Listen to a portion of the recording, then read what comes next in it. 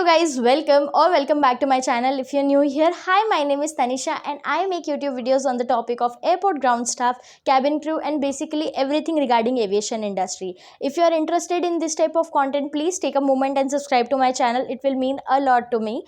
And in today's video, we are going to discuss solely about ground staff because मैं अपने channel पे अभी तक सिर्फ short videos बना रही थी. You guys had so much of doubts which I couldn't clear in short video only. So I had to sit down and make a full length video. So in this video we are going to cover eligibility criteria of the ground staff, pros of ground staff, cons, salary and जो भी आपके doubts थे जो मेरे short videos पे comments में आ रहे थे, collectively I have written down all of those and tried to put it in this video, and I hope I'll clear all your doubts in this video. If not, you can always comment down below and I'll be clearing all of your doubts in my next video.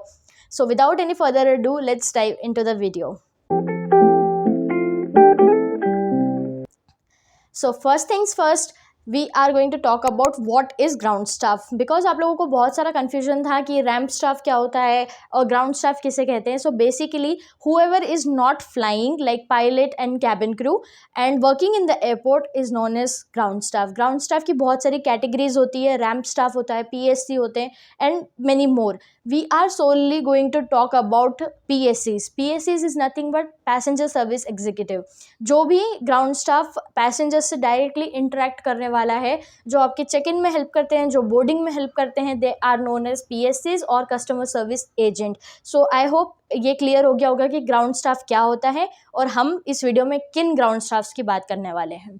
Second comes is the eligibility criteria. Now it depends on the airline. Some airlines hire graduates only and some airlines do hire freshers like 12th pass. So which is also known as +2. So अगर आप 12th pass है तो आप certain airlines में apply कर सकते हैं. You can get selected in those airlines. But certain airlines will ask you for graduations.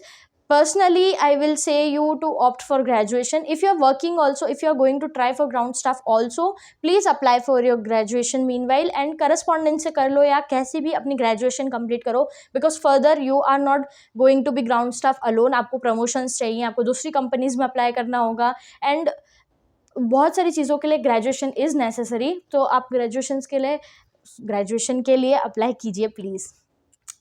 So we have covered what is ground staff and what is the eligibility criteria. Now comes the pros of the ground staff. So मैं advantages में कहूँगी कि आपको एक aviation industry का knowledge हो जाता है. You can get thorough about the industry and if you want to become cabin crew, आपको ground staff से cabin crew में jump करने में बिल्कुल समय नहीं लगेगा और आपको इतना सारा knowledge हो जाएगा aviation का that you can even start classes of your own. You can start your YouTube channel and you can jump into the cabin crew industry. But cabin crew बनने के लिए ground staff होना necessary नहीं है.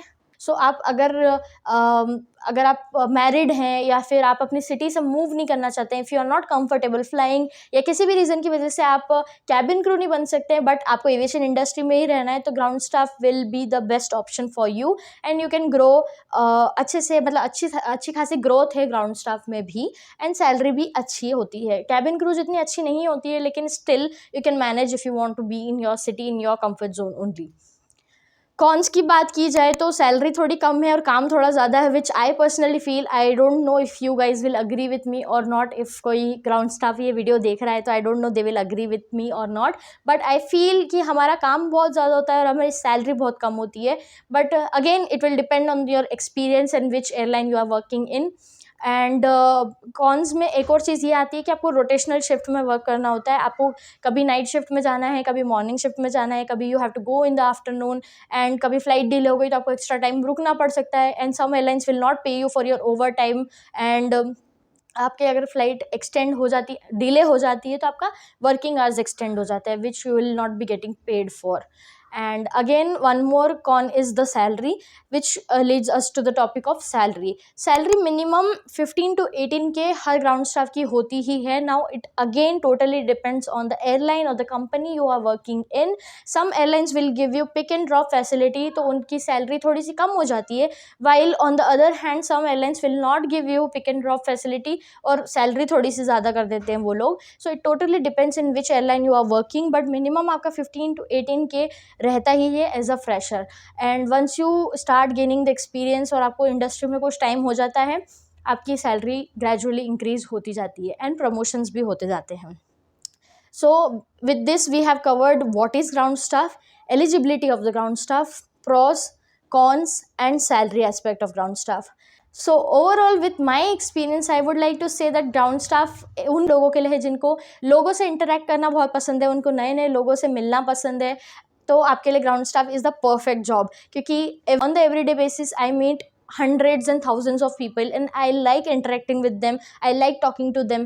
And if you are working in an international airline तो आपको तो अलग अलग nationality के people से मिलने को मिलता है, and which is very good for me. I तो like meeting people a lot. Now talking about the skills which you should have for being in ground staff, first of all is communication skills. You should be fluent with the languages you know, especially English and Hindi. अगर आप international airline में work कर रहे हैं तो आपकी English बहुत अच्छी होनी चाहिए, एटलीस्ट रिटन नहीं तो स्पोकन इंग्लिश तो it should be very good, because अगर आपकी इंग्लिश अच्छी नहीं होगी तो आप अपना मैसेज कन्वे नहीं कर पाएंगे, and if you cannot convey your message the airline will not hire you. And अगर आपकी कोई और additional language, like if you are staying in South India or if you are from Maharashtra and you know other languages like Marathi, Telugu, Tamil, so अगर आपको वो languages आती है it is a plus point for you. Like any languages if you know extra other than Hindi or English, it is a plus point for you. And apart from communication skills, second is the grooming skills. You should carry a very good personality. By good personality I don't mean you should be fair or you should be very beautiful. By good personality I only mean that you should be presentable, you should be well groomed, you should be neat, clean, hygienic, you should be wearing good clean clothes.